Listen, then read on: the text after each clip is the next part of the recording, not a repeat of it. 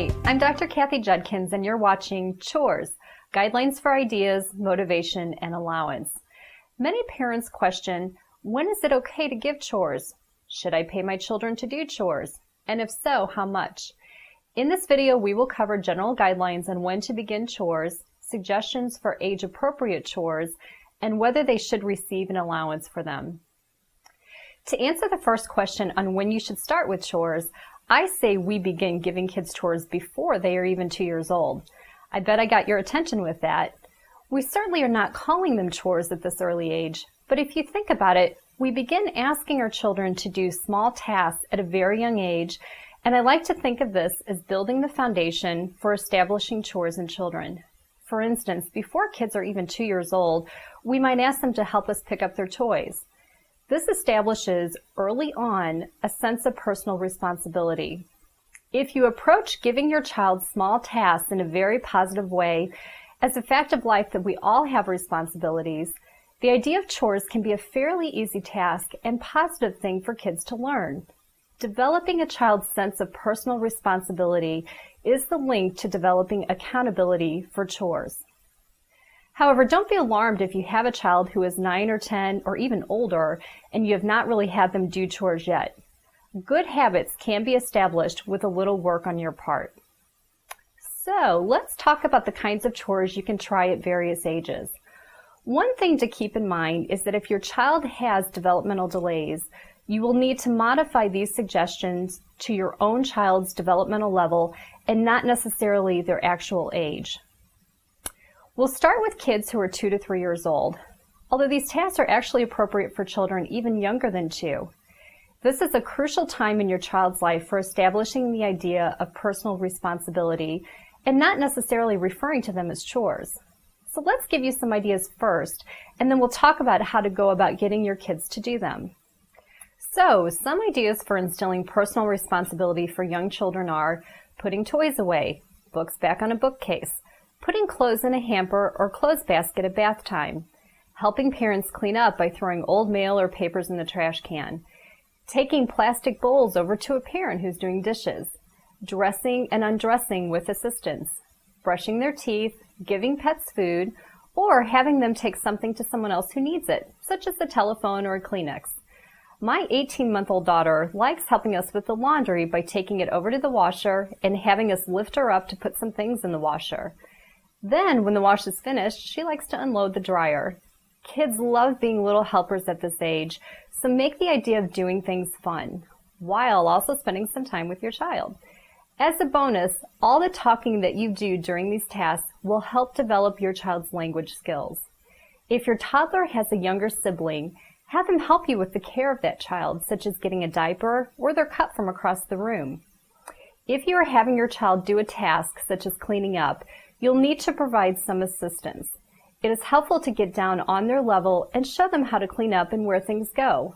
And while you show them, make sure you talk positively.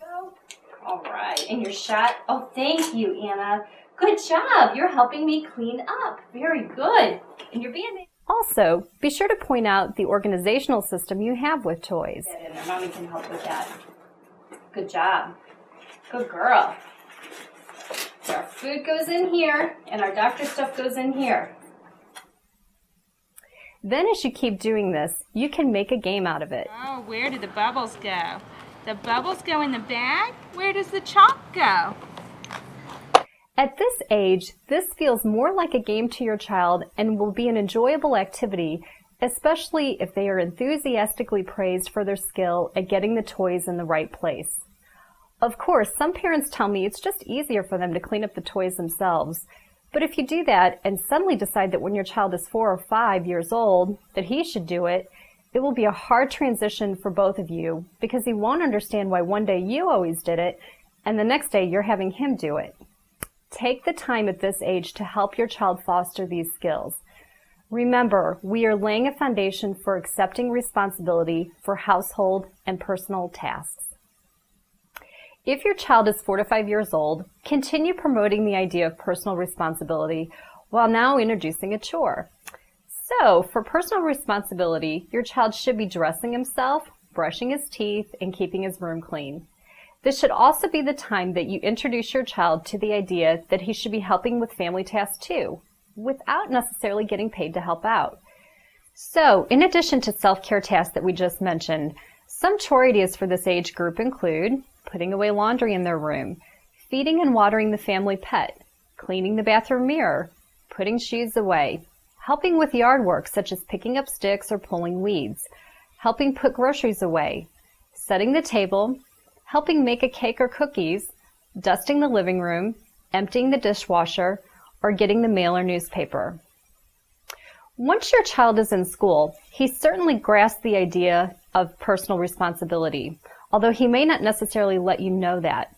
In school, your child is expected to clean up after himself, keep his desk clean, and may even share classroom chores such as cleaning and organizing bookcases or cleaning off tabletops.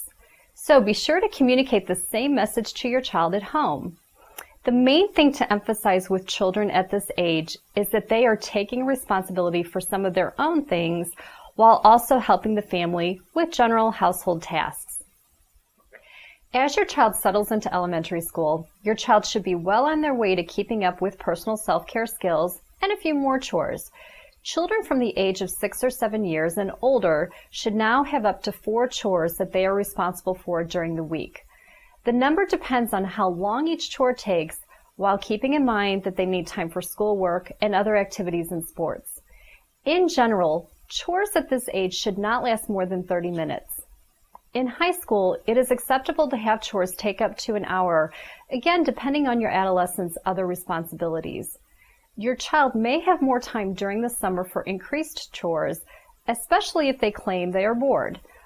Also, self-care skills such as brushing teeth and showering are no longer included in this total number of 4 to 5 chores.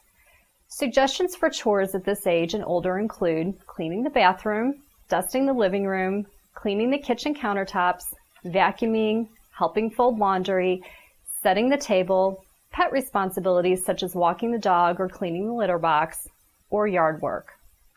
So now we need to decide whether your child should get paid for their chores. Our answer is that your child should get paid for some chores, but not all of them. When to start an allowance also depends on a few factors. You can start giving an allowance as your child has an increasing awareness and appreciation of money. It also depends on whether your child sees older siblings earning money for chores. They might like that same opportunity.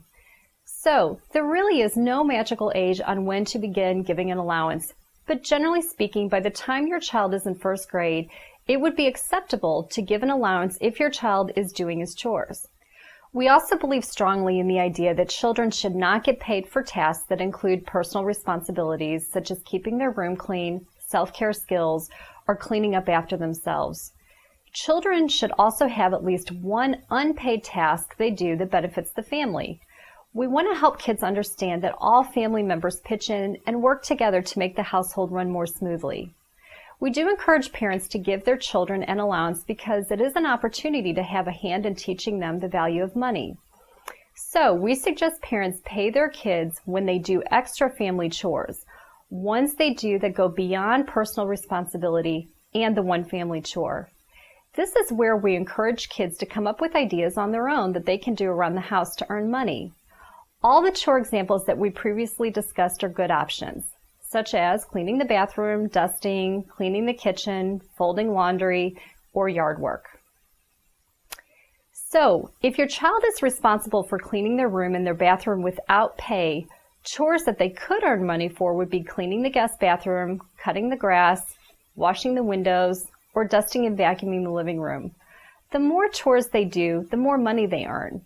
We like this idea, not necessarily because they are helping around the house, but that is a nice perk for you, but mainly because it helps instill the value of money, which can be a concern for children and adolescents these days. As they earn money, help them come up with a system for what they plan to do with it. Encourage them to put at least a third to a half of it in a savings account in which there are no plans to spend the money. We might say this money is for college or after college. Then another third of the money might be to save for bigger ticket items that cost a little more. You can help them decide if and how they want to spend the last third of their money, like buying smaller things such as treats at the movie or a special toy. Some families might also like to set aside some money for charity. To review, a child should have personal responsibilities, 1 to 2 family chores that they do not get paid for, and finally a few chores that they are paid for. How much you choose to pay your child depends on the family budget and the number and complexity of chores. The general recommendation for allowance is 50 cents to $1 per year of age per week. Now that we've covered the idea of allowance, we need to address how to help families so chores do not end up in fights. Here are 7 tips to help make chores go more smoothly. Number 1, if your child balks at the idea of doing chores, make sure you have him do the chores before he does something he enjoys. That way, he's motivated to get his chores done more quickly and with minimal complaining. Number 2, I usually suggest to parents to try to make a game out of seeing who can get their things picked up more quickly. For instance, if you're cleaning up the kitchen, tell them that you will race them to see who will win. If you have more than one child, challenge them to see who can win at picking up their toys. Remind them that you are also doing your chores just like they are. Number 3, sometimes kids can be overwhelmed by the idea of cleaning up if there is a large mess. It's amazing that they always seem to know how to go about getting things out and making a mess, but cleaning up is a whole different story. A helpful tip is to break down the process by telling them step by step what needs to be cleaned up, such as, first, please pick up your Hot Wheels and put them in this container, and then put your coloring books away. Give your child 2 tasks at a time, rather than giving them the broad direction of clean up your room. Write down the chores for children who can read, like in this example chore chart, and post them so they can't tell you that they don't remember what they're supposed to be doing. It really can minimize conflict at chore time. Number 5, if you want your child to clean up his toys at the end of the day before bed, make sure he cleans them up early enough in the evening before he starts getting so tired. Since getting kids to do things at the end of the day can be more of a problem because of fatigue, try to motivate him by saying, let's hurry up and get your toys picked up so we can read a book. If you are not pressed for time, try to get the kids to pick up so you can play a game together as a family or have extended reading time in the evening. As an aside, having a game night together at least once a week is a good thing for the whole family. Cleaning up every night is a great idea to keep things under control, but we realize that with families' busy schedules and feeling tired at the end of the day, this is not always realistic or possible. Sleep is more important than cleaning. Number 6, so if you are left with a big mess or many chores to do all at once because the rest of your week is too busy, this next tip will be for you. Set aside a specific time of the day for chores. Pick a day of the week where the whole family knows it is chore day. So, if you don't have your child regularly clean up before bed, but rather wait to the weekend to do an overhaul of the whole house, be sure that chores start right away after breakfast. It is much more difficult to try to start chores in the middle of the day after your child has started watching TV, playing video games, or has already been playing with their toys. Emphasize the sooner they do their chores, the sooner they can do fun things. Kids usually do chores more quickly when they are trying to get to things they enjoy. The idea of working first also models what we experience as we get older. Work first, then downtime. Another way to think about this is to work hard, play hard, in that order. Number 7, the last tip has to do with what to do if your child is non-compliant with chores. If your child is at least 5 years old and he is refusing to do chores, do not allow him to play, watch TV, or do any other fun things. He should go to timeout when he refuses to do his chores, or sit at the kitchen or dining room table where he will be completely bored until he decides to do them. After your child's timeout, make the request again for him to do his chore and repeat the process until he decides to cooperate. The key here is to outlast your child. You need to be the one who prevails so he takes you seriously and does them more timely in the future. If you feel that timeout is not working, be sure to watch our video on timeouts. If your child is older, such as a tween or teenager, Set a deadline for their chores, including a specific date and time. If they do not meet the deadline, they will lose their cell phone, computer, or time with friends until the chores are finished. Do not argue with them or create a power struggle. Simply implement the consequences. I have found in my practice that teenagers really like this idea because they say it keeps their parents from reminding them, which they find annoying, and it helps to get them into a routine. Remember, it may take a few weeks of practice and establishing a routine before children cooperate with their chores. With practice, encouragement, and persistence, they will argue less and it will eventually become more routine for them. It will just take some patience on your part. Thanks for watching, and we hope these suggestions are useful as you try to teach your children some responsibility to themselves and to your family. This will put them on the road to be responsible adults in the future.